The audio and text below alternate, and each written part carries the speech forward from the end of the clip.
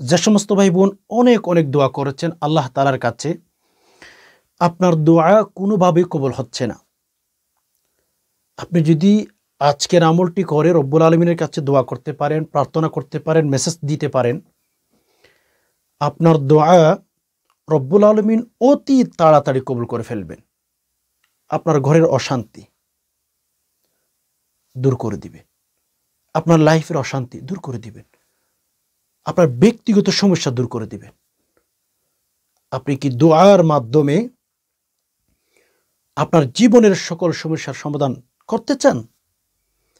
আপনি যদি আমাকে বলেন হ্যাঁ, তখন আমি আপনাকে বলবো, আজকের ভিডিওটি আপনি দেখেন। ঘরের অশান্তি দূর করতে চাইলে, মুনাজাত যদি কবুল করাইতে চান রব্বুল আলমিনের কাছে, আজকের দোয়াটি আপনি পাঠ করবেন। ইসমা আজমের উসিলাই দোয়া করবেন। আজকে আমি ছোট্ট একটা দোয়া শিখিয়ে দেব, যেটাতে ইসমা আজম রয়েছে। যেটা পাঠ করলে আপনার সন্তান ভালো করে দিবেন আল্লাহ। যেটা পাঠ করলে আল্লাহ পাক রব্বুল আলমিন আসমান দরজা খুলে দিবেন।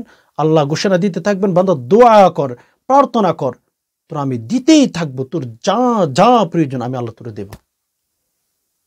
অত্যন্ত গুরুত্বপূর্ণ ভিডিওটিতে কেউ অমনোযোগী থাকবেন না। অমনোযোগী থাকলে কিচ্ছু শিখতে পারবেন না, কেন আমার কিচ্ছু করার থাকবে না।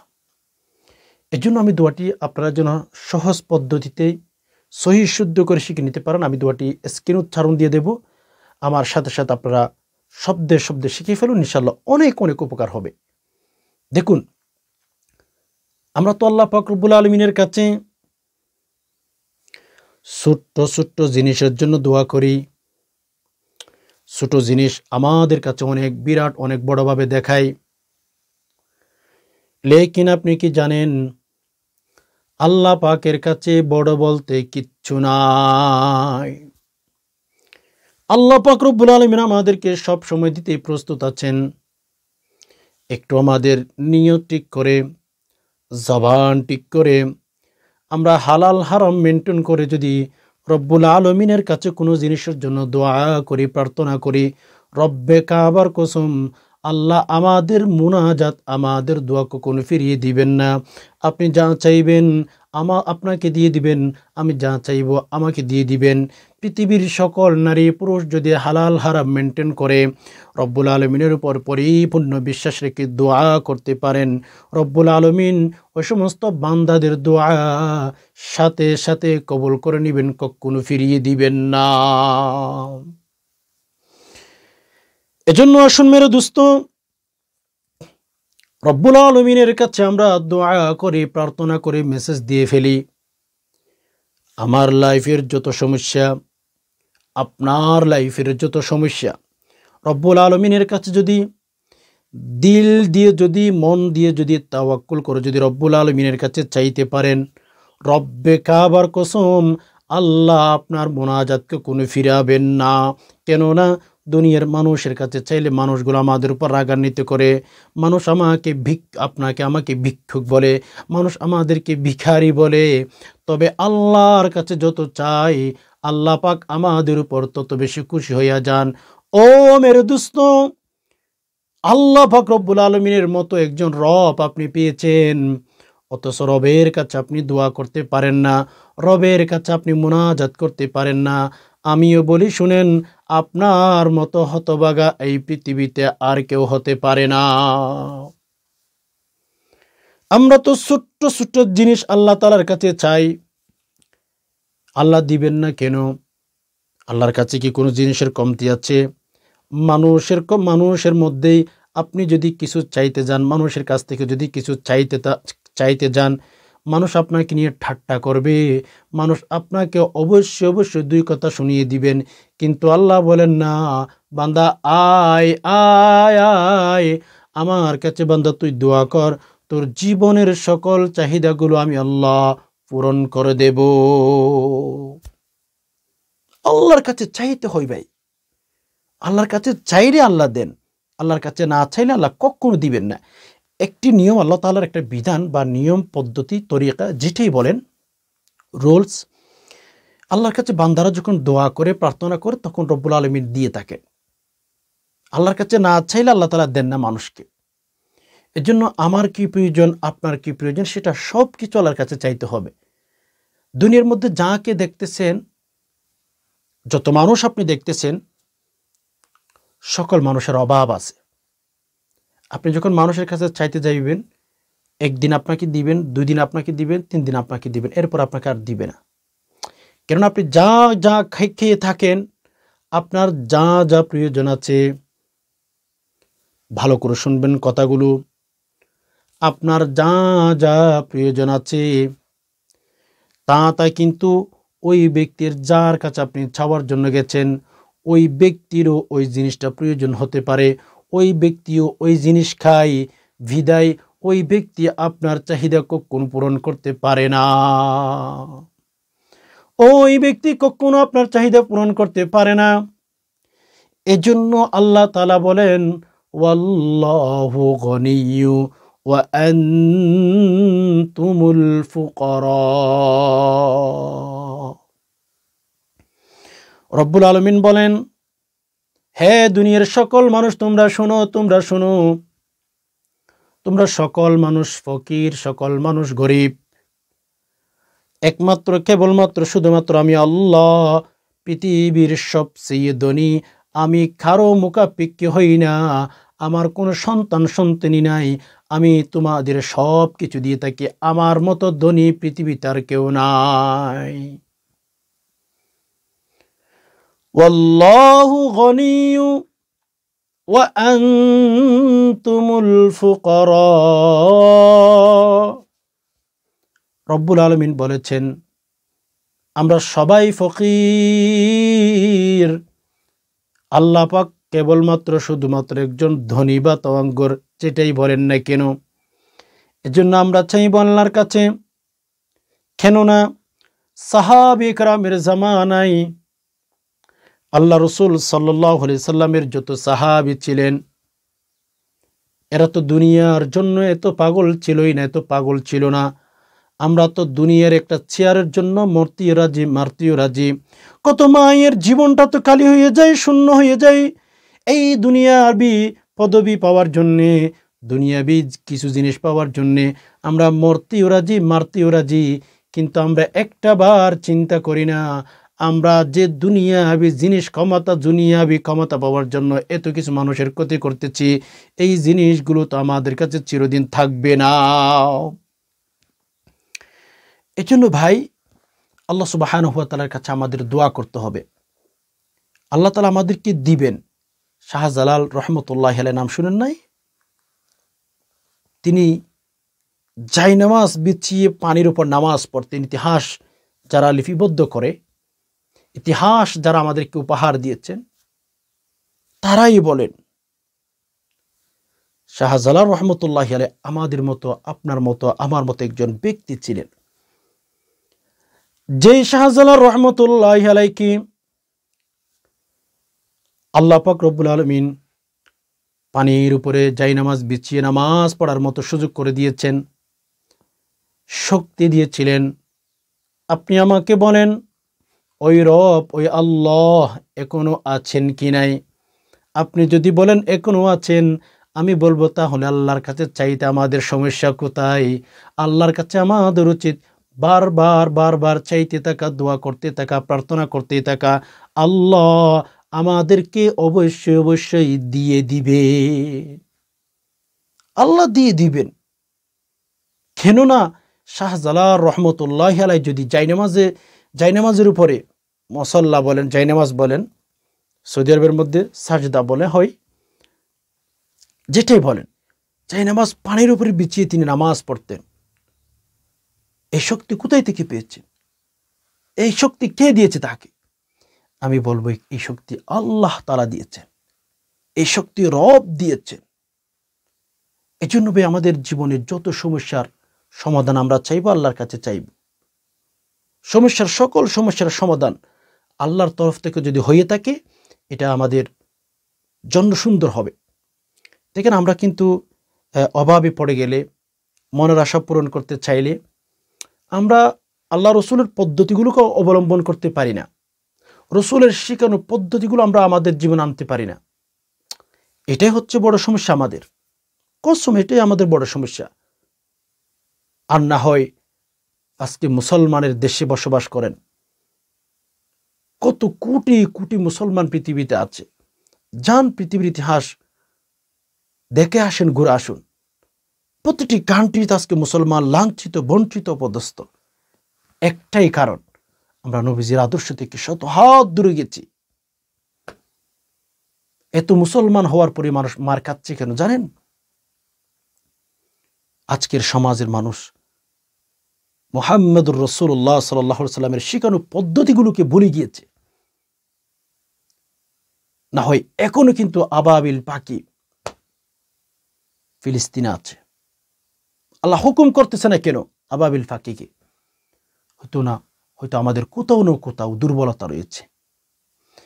এজন্য আমাদের যা যা প্রয়োজন, আমাদের এই ছোট্ট লাইফে, ছোট্ট জীবনে আমরা আল্লাহর কাছে চাইব। দেখুন, আমাদের অনেক চাহিদা। আল্লাহ রাসূল সাল্লাল্লাহু আলাইহি সাল্লাম পছন্দ করতেন না যে দুনিয়াবী জিনিসের জন্য পাগল হয়ে যাও। এটা রাসূলুল্লাহ সাল্লাল্লাহু আলাইহি ওয়াসাল্লাম একদম পছন্দ করতেন না। যেমন এক সাহাবীর ঘটনা মনে পড়ে গেল, আপনাদের একটু শেয়ার করি। নবী আলাইহিস সালাতু ওয়াসসালামের দরবারে এক সাহাবী ঢুকলেন। ঢোকার পরে নবীজিকে বললেন, ইয়া রাসূলুল্লাহ, ইয়া হাবিবাল্লাহ, আমাকে বলুন আমি আল্লাহ তাআলার কাছে দুনিয়াবি কোন জিনিসের জন্য বেশি দোয়া করব, প্রার্থনা করব? আমি আল্লাহ তাআলার কাছে কোন দোয়াটা বেশি বেশি করব? দুনিয়াবি কোন জিনিসটা বেশি বেশি চাইব? আল্লাহ রাসূল তো অনেক সৌন্দর্য একজন ব্যক্তি ছিলেন। কেমন সৌন্দর্য! আম্মা জান আয়েশা বলেন, হে দুনিয়ার মানুষ, মিশরের মেয়েদের কি খেয়াল করে? আম্মা জান আয়েশা বলেন, আম্মা জান আয়েশা রাদিয়াল্লাহু তাআলা আনহা বলেন, মিশরের মেয়েরা ইউসুফ নবীকে দেখে তারা হাত কেটে ফেলেছিল, আপেলের পরিবর্তে, ফলের পরিবর্তে হাত কেটে ফেলেছিল। আম্মা জান আয়েশা বলেন, আমার নবী, দু জাহানের নবী, যদি মিশরের মেয়েরা যদি আমার নবীকে দেখতেন, তারা তো হাত কাটতো না, তারা তো নিজের কলিজার 2 টুকরা করে ফেলতো। আম্মা জান আয়েশা বলেছে, এত সুন্দর ছিলেন, যাকে দেখলে কিনা নিবারণ হইতো। যেমন ফাতেমা রাদিয়াল্লাহু তাআলা আনহার জীবনে যদি পড়েন সেখানে পাবেন, ঘরের মধ্যে অনেক দিন পর্যন্ত চুলায় আগুন নেই। হ্যাঁ, চুলায় আগুন নাই। তো আলী যখন বাসায় আসতো, তখন ফাতেমা বলতো, আলী, আব্বুজান মদিনাতে ওয়াজ করতেছেন, নসিহা করতেছেন। আলী আসার সাথে সাথে এই কথা বলতেন, আলী, আপনি আমার ছেলেগুলোকে আব্বুজানের কাছে নিয়ে যান। আব্বুর চেহারা দেখলে আমার ছেলেদের খিদা যে লেগেছে সেটা নিবারণ হয়ে দূর হয়ে যাবে। আলী রাদিয়াল্লাহু তাআলা আনহু মসজিদে নববীতে হাসান হুসাইনকে নিয়ে যেতেন, আর তারা নবীজির চেহারার দিকে তাকাইতেন, আর হাসান হুসাইনের যে পেটের মধ্যে যে খিদা ছিল সেটা দূর হয়ে যেত। সেরকম একজন নবী, অনেক সুন্দর ছিলেন আমার নবী, আপনার নবী। সাহাবী এসে বললেন, ইয়া রাসূলুল্লাহ, একটু কি বলবেন আল্লাহর কাছে কোন জিনিস রাসূলের দোয়া করলে দোয়া কবুল হয়? সাহাবী বললেন, আল্লাহর কাছে কোন জিনিসের জন্য বেশি বেশি দোয়া করব? ধরুন আপনারা বলেন, হুজুর আমি কোন দোয়া পাঠ করব, কোন জিনিসের জন্য দোয়া করব, বলেন না। তেমনিভাবে সাহাবী, আল্লাহ রসুল সাল্লাল্লাহু আলাইহি সাল্লামের সাহাবী রসুলকে বলেছেন যে, ইয়া রাসূলুল্লাহ, আল্লাহর কাছে কোন জিনিসের জন্য বেশি বেশি দোয়া করব, একটু বলুন তো, কোন জিনিস আল্লাহর কাছে বেশি বেশি চাইব? এই কথা বলতে দেরি হয়, আল্লাহ রসুল সাল্লাল্লাহু আলাইহি ওয়াসাল্লামের এত সুন্দর চেহারা মুবারক মলিন হইয়া গেল। আমরা সকালও দুনিয়ায় করি, বিকালও দুনিয়ায় করি, রাতও দুনিয়ায় করি, কিন্তু একটা বার আমরা চিন্তা করি না আমাদের লাইফের শেষ ঠিকানাটা কোথায় হবে, আমরা যাব কোথায়, আমাদের কোনো হিসাব আছে কি নাই, আমরা আল্লাহর কাছে কি হিসাব দেব, এটার জন্য আমাদের কোনো টেনশন নাই, চিন্তা নাই। মেরে দোস্ত, আসল মুমিন তো ওই সমস্ত ব্যক্তি যারা পরকাল নিয়ে ভাবে, যারা জীবনটাকে পরকালের মধ্যে শান্তিতে রাখতে চান, তারাই তো বুদ্ধিমান। এজন্য মেরে দোস্ত, সাহাবী আয়েশা, আপনারা যেভাবে জিজ্ঞেস করেন, হুজুর আমরা আল্লাহর কাছে কোন জিনিসের জন্য দোয়া করব, এইটা এভাবে জিজ্ঞেস করেন। আল্লাহ রসুলের কাছে সাহাবী বললেন, ইয়া রাসূলুল্লাহ, আল্লাহর কাছে কোন জিনিসের জন্য দুনিয়াবি কোন জিনিসের জন্য দোয়া করব? রাসূলুল্লাহ সাল্লাল্লাহু আলাইহি সাল্লামের এত সৌন্দর্য চেহারাটা মলিন হয়ে গেল। কিরে সাহাবা, কিরে আমার সাহাবী, আল্লাহ তাআলা তো আমাকে দুনিয়ার মধ্যে পাঠান নাই। দুনিয়াবি জিনিস আমি তোমাদেরকে কিভাবে অর্জন করতে হবে সেটা শেখানোর জন্য তো আল্লাহ আমাকে পাঠান নাই। আল্লাহ আমাকে পাঠিয়েছেন তোমাদের পরকালটা যেন সুন্দর হয়, তোমাদের পরকালের জীবনটাকে যেন সাজিয়ে দিতে পারি। এজন্য আল্লাহ তাআলা আমাকে দুনিয়ার মধ্যে পাঠিয়েছেন। নবী আলাইহিস সালাতু ওয়াস সালামের চেহারা মলিন হইয়া গেল।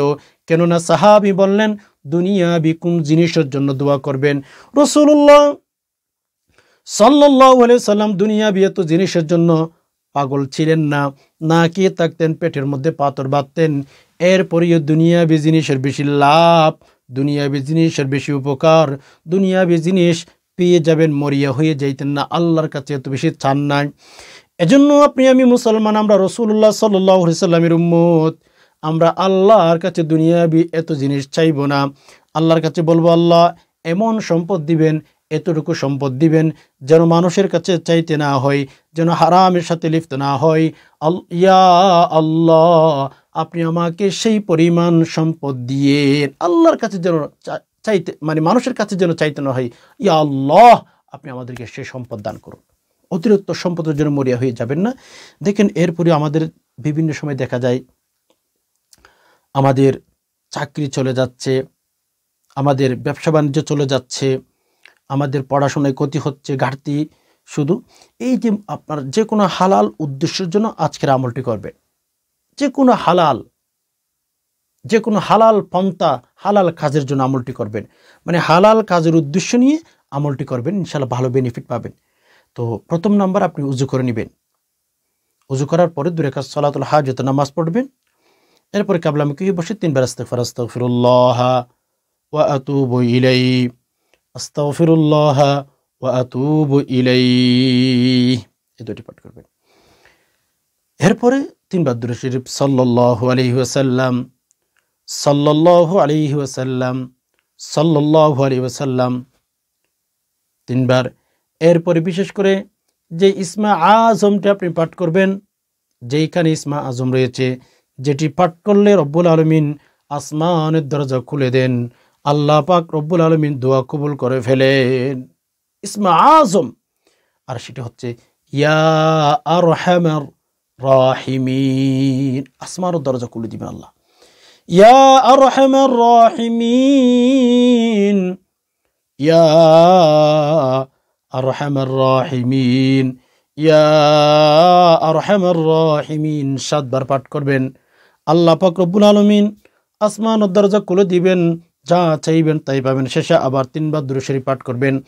এরপর 2টো হাত তুলে দিয়ে রব্বুল আলামিনের কাছে মনের কথাগুলো বলেন, মনের কষ্টের কথাগুলো বলেন। রব্বুল আলামিন কখনো আপনাকে ফিরিয়ে দিবেন না, কখনোই না। আল্লাহর কাছে চাইলে আল্লাহ ফিরাবেন কেন বলেন আমাকে? আপনার কাছে কোনো লজিক আছে আমাকে বলেন। আল্লাহ তো আল্লাহ, ঠিক না? এজন্য এই আমলটি করে আপনি যদি চাইতে পারেন, ইনশাআল্লাহ তাআলা আসমানের দরজা খুলে দিবেন, যা চাইবেন আল্লাহ আপনাকে দিবেন।